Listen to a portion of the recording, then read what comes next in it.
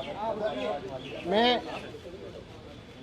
एक तो कल अमेरिका के एक सबसे बड़े अखबार और दुनिया के बहुत नामचीन अखबार न्यूयॉर्क टाइम्स में कल एक खबर छपी थी जिसमें दिल्ली के एजुकेशन मॉडल को फ्रंट पेज पे कवर किया गया है।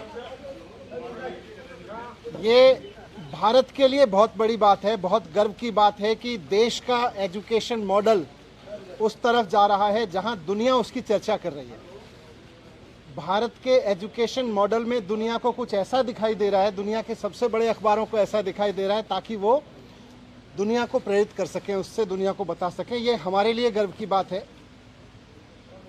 अभी मैं ये देख रहा था कि इसी न्यूयॉर्क टाइम्स के फ्रंट पेज पे करीब 1.5 साल पहले ये तस्वीर छपी थी, आपने भी देखा होगा, जिसमें कोविड के दौरान नदी के किनारे जलती हुई लाखों लाशों की तस्वीरें छपी थीं।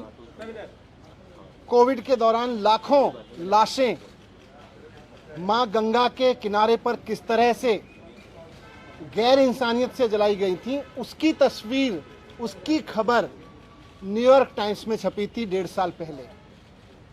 जब ये खबर हमने देखी थी और देश के लोगों ने देखी थी तो एक भारतीय के नाते थोड़ा अपने आप पे शर्म आई थी, अपनी गवर्नेंस पे शर्म आई थी, अपने मॉडल पे शर्म आई थी। दुनिया में कोविड हैंडल हो रहा था लेकिन हम ऐसे हैंडल कर रहे थे, इस पे शर्म आई थी कि भारत में कोविड ऐसे हैंडल हो रहा है। कल जब ये खबर छपी तो एक भारतीय के नाते सबको गर्व हुआ कि भारत में एजुकेशन का ऐसा मॉडल है जिसको न्यूयॉर्क टाइम्स जैसे अखबार फ्रंट पेज पे लीड स्टोरी बना बना के पूरी पिक्चर और पूरी स्टोरी छाप रहे हैं, इतना बड़ा आर्टिकल छाप रहे हैं। ये मेरे लिए भी गर्व की बात है, लेकिन मैं बहुत विनम्रता के साथ कहना चाहता हूँ कि ये खबर मेरी उपलब्धि नहीं है। ये खबर मेरी वजह से नहीं छपी कि मैंने कुछ ऐसा कर दिया जिसकी तारीफ हो रही है। ये एक्चुअली दिल्ली के टीचर्स की तारीफ है। तो आज जब न्यूयॉर्क टाइम्स के फ्रंट पेज पे दिल्ली के टीचर्स का काम छप रहा है और सारी दुनिया उनकी तारीफ कर रही है, तो मैं दिल्ली के टीचर्स को बहुत बहुत बधाई देना चाहता हूँ। मैं उनको कहना चाहता हूँ कि इसी तरह से लगे रहिए।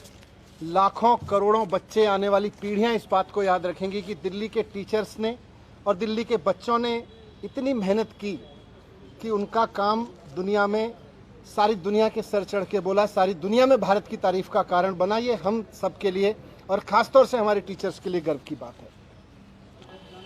कल मेरे घर सीबीआई के ऑफिसर्स आए थे और दिल्ली सचिवालय में मेरे जो एजुकेशन मिनिस्टर का, डिप्टी सीएम का ऑफिस है, वहाँ पर भी उन्होंने रेड की थी।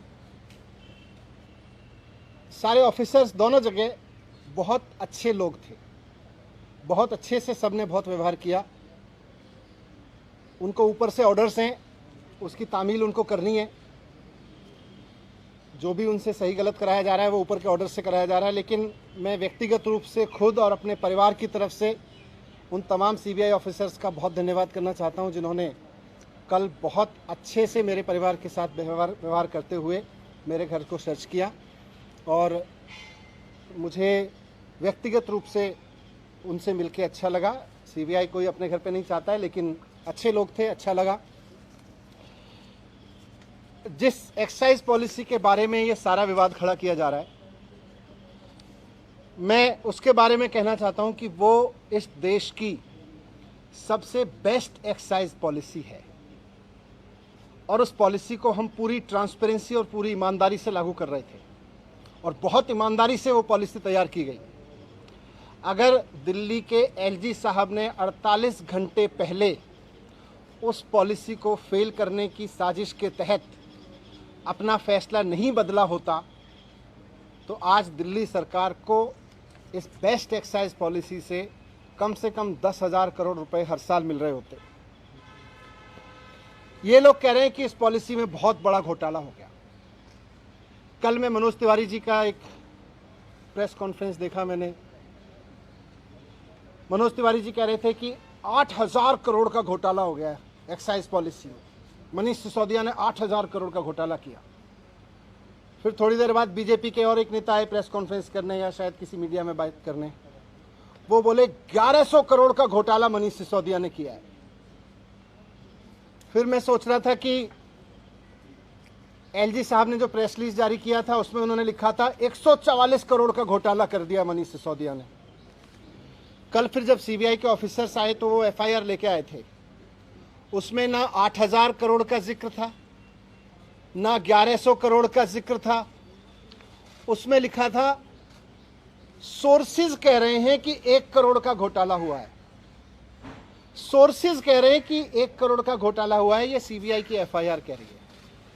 इसमें ना 144 करोड़ का जिक्र है, ना 11,000 करोड़ का जिक्र है, 1100 करोड़ का, ना 8,000 करोड़ का मनोज तिवारी जी वाला जिक्र है। मैं कह रहा हूं कि ये सब बकवास है, ये सब बकवास कर रहे हैं। इस पूरी पॉलिसी में कोई घोटाला नहीं हुआ, बहुत शानदार पॉलिसी है। और जो ये लोग कह रहे हैं, इनको ना तो कुछ पता है, ना इन्होंने कुछ पढ़ा है, बस इनको तो कहीं से कोई स्क्रिप्ट जो दी जाती है ये उसको रटते हैं। मैं आज आपको बताता हूं कि इस पूरे शोर शराबे के पीछे असली कहानी क्या है, इसका सच क्या है। सच ये है कि मुद्दा शराब का घोटाला है ही नहीं। इनको शराब के किसी घोटाले की चिंता नहीं है, इनको घोटाले की चिंता नहीं है। अगर इनको शराब के घोटाले की चिंता होती तो गुजरात में हर साल 10,000 करोड़ रुपए की एक्साइज चोरी होती है। अगर शराब की एक्साइज की चोरी की अगर चिंता इनको होती, एक्साइज के घोटाले की इनको चिंता होती, तो आज ये सीबीआई का पूरा हेडक्वार्टर गुजरात में शिफ्ट करा देते 10,000 करोड़ का घोटाला रोकने के लिए। और यही लोग करवा रहे हैं, जो लोग सीबीआई को इंस्ट्रक्शंस दे रहे हैं ना, यही लोग गुजरात में 10,000 करोड़ रुपए की एक्साइज की चोरी कर रहे हैं। लेकिन इनको घोटाले की चिंता नहीं है, शराब की एक्साइज की पॉलिसी में हो रही चोरी की किसी की चिंता नहीं है, क्योंकि गुजरात में 10,000 करोड़ की चोरी हो रही है। वहां सीबीआई नहीं भेजते। अगर घोटाले की चिंता होती तो ईडी का दफ्तर वहां खुल जाता, ईडी का पूरा हेडक्वार्टर वहां शिफ्ट हो जाता। वहां नहीं हो रही कोई धरपकड़। इसलिए मुद्दा तो करप्शन है ही नहीं, मुद्दा तो शराब का घोटाला है ही नहीं, मुद्दा तो घोटाला है ही नहीं।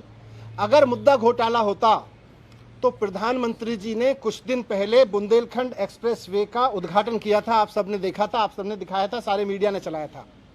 और सारे मीडिया ने देश के बहुत शोर से बताया कि प्रधानमंत्री जी ने जिस हाईवे का, एक्सप्रेस वे का उद्घाटन किया था, 5 दिन के अंदर अंदर वो पूरी तरह से धंस गया। बहुत बड़ा घोटाला हुआ वो एक्सप्रेस वे बनाने में, हाईवे बनाने में। अगर मुद्दा करप्शन होता तो आज सीबीआई और ईडी प्रधानमंत्री द्वारा उद्घाटित किए गए उस महामार्ग के घोटालेबाजों को पकड़ रही होती, उनके घर रेड कर रही होती, जिन्होंने इतना बड़ा घोटाला कर दिया कि प्रधानमंत्री जी ने जिस एक्सप्रेसवे का उद्घाटन किया 5 दिन में धंस गया। वो है घोटाला। लेकिन जैसा मैं कह रहा हूं, मुद्दा घोटाला है ही नहीं। शराब या एक्साइज की चोरी इनकी परेशानी है ही नहीं। इनकी परेशानी है अरविंद केजरीवाल। इनकी परेशानी है कि अरविंद केजरीवाल जिस तरह से अब पूरे देश में एक काम करने वाले ईमानदार नेता के रूप में पहचान बनाते जा रहे हैं और पूरे देश के लोग अब उनको पसंद करने लगे, इनकी परेशानी ये है। और पंजाब के बाद तो पूरे देश में अरविंद केजरीवाल जी को एक राष्ट्रीय विकल्प के रूप में देखा जाने लगा है। इनकी परेशानी ये है। ये जो पूरी कार्रवाई मेरे खिलाफ हो रही है, ये जो पूरी कार्रवाई मेरे दफ्तर में हो रही है, मेरे घर में रेड डाली जा रही है, ये हो ही इसलिए रही है कि अरविंद केजरीवाल जी को रोकना चाहते हैं। ये अरविंद केजरीवाल जी को रोकने की जो साजिश रची जा रही है उसी स्क्रिप्ट का हिस्सा है। आप सब जानते हैं, देश जानता है कि अरविंद केजरीवाल जी की सबसे बड़ी ताकत है कि वो एक बहुत कट्टर ईमानदार नेता है। अरविंद केजरीवाल जी की दूसरी सबसे बड़ी ताकत है कि उनको काम करना और काम करवाना आता है। उनको दिल्ली का एजुकेशन ठीक करके उन्होंने दिखा दिया कि एजुकेशन कैसे ठीक होता है। उन्होंने हेल्थ ठीक करके दिखा दिया कि हेल्थ सिस्टम कैसे ठीक होता है।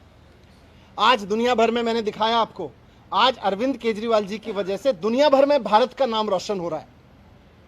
इसलिए आज ये इत्तेफाक नहीं है कि हेल्थ और एजुकेशन पर दुनिया भर में भारत का नाम रोशन करने वाले अरविंद केजरीवाल जी के हेल्थ मिनिस्टर के यहाँ छापे डाले जा रहे हैं, उनको जेल में डाला जा रहा है। उनके एजुकेशन मिनिस्टर के यहाँ छापे डाले जा रहे हैं। उनको जेल, मुझे जेल में डालने की तैयारी की जा रही है। मेरी गलती ये थोड़ी ना है, वो भी जानते हैं कि कोई भ्रष्टाचार नहीं हुआ। इनको पता है कि कोई भ्रष्टाचार नहीं हुआ, इसीलिए उलझुल बके जाते हैं। इनको, मैंने भ्रष्टाचार नहीं किया, मैंने सिर्फ इतना किया है कि अरविंद केजरीवाल जी का एजुकेशन मिनिस्टर हूं मैं, इसलिए ये कर रहे हैं, इसलिए ये साजिश रची जा रही है। इन्होंने पहले अरविंद केजरीवाल जी के हेल्थ मिनिस्टर को गिरफ्तार किया, फिर कल मेरे यहां रेड डाल दी, अब 2-4 दिन में मुझको भी गिरफ्तार कर लेंगे। तो हेल्थ और एजुकेशन मॉडल जो है अरविंद केजरीवाल जी का, इनका मकसद है कि उसको रोका जाए। मैं कहना चाहता हूं कि देश के प्रधानमंत्री नरेंद्र मोदी जी को पूरे देश ने इतना बड़ा जनमत दिया है, ये शोभा नहीं देता प्रधानमंत्री जी को, नरेंद्र मोदी जी को ये शोभा नहीं देता कि वो इस तरह की छोटी छोटी सोच रखते हैं कि कोई आदमी काम करे तो उसके हेल्थ के काम को रोक लो, एजुकेशन मिनिस्टर को जेल में डालो, हेल्थ मिनिस्टर को जेल में डालो, क्योंकि वो अच्छा काम कर रहे हैं, क्योंकि सारी दुनिया में तारीफ हो रही है।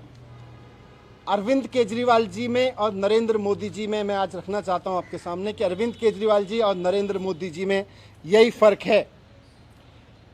केजरीवाल जी को अगर कोई अच्छा काम करते हुए दिखता है तो केजरीवाल जी उसकी प्रशंसा करते हैं, उससे प्रेरणा लेते हैं, उसकी तारीफ करके उसका हौसला बढ़ाते हैं और खुद उससे सीख के खुद करना चाहते हैं। मोदी जी का रुख यह है कि उनको अगर कोई अच्छा काम करता हुआ दिखता है तो वो उसके काम को रोकना चाहते हैं, उसके काम को साजिश के तहत रोक रोक के उसके लोगों को और उसको सीबीआई और ईडी का डर दिखा दिखा के उसको रोकना चाहते हैं। 2 दिन पहले अरविंद केजरीवाल जी ने make in India campaign launch किया। देश को नंबर 1 बनाना है, शिक्षा के जरिए, स्वास्थ्य के जरिए, रोजगार के जरिए। इस पे तो सारे देश को गर्व है, इस पे मोदी जी को भी गर्व होना चाहिए कि हमारे देश का एक मुख्यमंत्री make India number 1 campaign launch कर रहे हैं, हेल्थ और एजुकेशन के जरिए एक देश का विकास करने का विजन लेके चल रहे हैं। मोदी जी को तो इनको सपोर्ट करना चाहिए था। लेकिन जिस दिन अरविंद केजरीवाल जी ने मेक इंडिया नंबर 1 कैंपेन जारी किया, उसके 2 दिन के अंदर अंदर मोदी जी ने केजरीवाल जी के एजुकेशन मिनिस्टर के यहाँ पे सीबीआई की रेड करवा दी। केजरीवाल जी गरीबों के लिए, आम मिडिल क्लास आम आदमी के लिए काम करते हैं, उसके लिए सोचते हैं। मोदी जी केवल और केवल अपने कुछ करोड़पति अरबपति लोगों के लिए, अपने कुछ अरबपति दोस्तों के लिए सोचते हैं, उनके लिए काम करते हैं। केजरीवाल जी 24 घंटे देश के लिए सोचते हैं कि कैसे देश को आगे बढ़ाया जाए, कैसे सारे बच्चों को अच्छी शिक्षा दी जाए, कैसे किसी गरीब से गरीब आदमी का इलाज करवा दिया जाए। मोदी जी 24 घंटे ये सोचते हैं कि कौन से राज्य में पोजीशन की सरकार है, उसको पैसे देके या सीबीआई का डर दिखा के या ईडी का डर दिखा के कैसे उसको गिरा दिया जाए। मोदी जी 24 घंटे ये सोचते रहते हैं। जिस तरह से इन्होंने पिछले दिनों में पैसे के दम पे, ईडी के दम पे, सीबीआई के दम पे कई सरकारें गिराई हैं, आप सबने भी रिपोर्ट किया है। महाराष्ट्र में, गोवा में, तमाम बिहार में भी किया था इन्होंने, कर्नाटक में किया, मध्य प्रदेश में किया। पूरे देश के लोग इनसे अब दुखी हैं कि यार हम सरकार चुनते हैं, मोदी जी केवल 24 घंटे उसको गिराने में लगे रहते हैं। अरे आपको देश का प्रधानमंत्री बनाया, आप देश के लिए अच्छा सोचो, जिनको हमने राज्य के लिए किया है उसको राज्य के लिए अच्छा सोचें। मोदी जी केवल सीबीआई, ईडी, पैसा सब लगा के, साम दाम दंड भेद लगा के केवल सरकारें गिराने का 24 घंटे सपना देखते हैं। उसके अलावा मोदी जी को कोई सपना ही नहीं आता आजकल। मैं आज आपके सामने कहना चाहता हूं कि 2024 का चुनाव आम आदमी party versus Bharatiya Janata party होने जा रहा है। अब तक लोग पूछते थे कि मोदी वर्सेस हु, अब पूरे देश में माहौल बन रहा है कि मोदी जी नहीं चाहिए, अरविंद केजरीवाल जी को एक मौका देना है, एक मौका अरविंद केजरीवाल जी को देना है। अब ये बात पूरे देश से गूंजने लगी है। पूरा देश आज अरविंद केजरीवाल जी के साथ चल रहा है, इसलिए मोदी जी आज रोकना चाहते हैं। आज से 3-4 दिन के अंदर, हो सकता है आज कल परसों में, कभी भी ये सीबीआई ईडी भेज के मुझे भी गिरफ्तार कर लेंगे, कई सारे और आप नेताओं को भी गिरफ्तार कर लेंगे। लेकिन मैं कहना चाहता हूं कि हम भगत सिंह के फॉलोअर हैं, हम अपने आप को भगत सिंह की संतान मानते हैं। हम डरने वाले नहीं हैं तुम्हारी सीबीआई से, तुम्हारी ईडी से, तुम्हारे पैसे के आगे बिकने वाले नहीं हैं। हमको नहीं तोड़ पाओगे तुम, हमको नहीं झुका पाओगे। आज मैं कह रहा हूं, हम देश के लिए जान भी कुर्बान करेंगे, हम देश के लिए जेल भी जाएंगे, लेकिन लाखों बच्चों का भविष्य संवारना बंद नहीं करेंगे, करोड़ों लोगों के इलाज के लिए काम कराना बंद नहीं करेंगे। आज हमारे साथ अरविंद केजरीवाल जी के साथ लाखों बच्चों की दुआएं हैं, करोड़ों लोगों की दुआएं हैं, करोड़ों पेरेंट्स की दुआएं हैं। हम आपसे डरने वाले नहीं हैं। अगला चुनाव तो अब मोदी वर्सेस अरविंद केजरीवाल होकर रहेगा। धन्यवाद। मनीष जी, जब आप ये बात कर रहे हैं, तो सवाल ये उठते हैं कि रेड जो हुई वो एक्साइज पॉलिसी को लेकर हुई और आप एजुकेशन और हेल्थ पे चले जाते हैं। ये नहीं बता रहे हैं कि आपने जो पॉलिसी में लास्ट में बंद करके पुरानी पॉलिसी को शुरू किया, उससे आपको अगर फायदा था तो आपने बदली क्यों? देखो, मैं अभी बोला कि मुद्दा तो एक्साइज पॉलिसी या भ्रष्टाचार है ही नहीं तो अगर एक्साइज पॉलिसी का भ्रष्टाचार होता तो आज गुजरात में रेड हो रही होती। हुज ट्रेजेडी हो गई गुजरात में। कौन कर रहा है? वहां पे सीबीआई रेड नहीं कर रहे, वहां पे ईडी रेड नहीं कर रही, यहाँ पे हो रही है ईडी सीबीआई रेड। मुझे जेल भेजेंगे, उन लोगों को जेल भेजते। इनके ही तो लोग हैं, वो करा रहे हैं, 10,000 करोड़ की चोरी कर ले रहे हैं, लोग मरवा रहे हैं। तो मुद्दा तो असली है कि अरविंद केजरीवाल को कैसे रोकना है। इस पे पुरानी पॉलिसी दोबारा से क्यों लाई गई?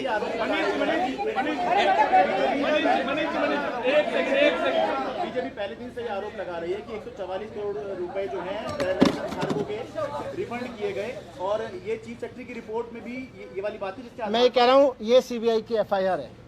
इसमें मनोज तिवारी के 8,000 करोड़ का घोटाला कहाँ है? इसमें बीजेपी के नेताओं के 1100 करोड़ वाला घोटाला कहाँ है जो कह रहे हैं?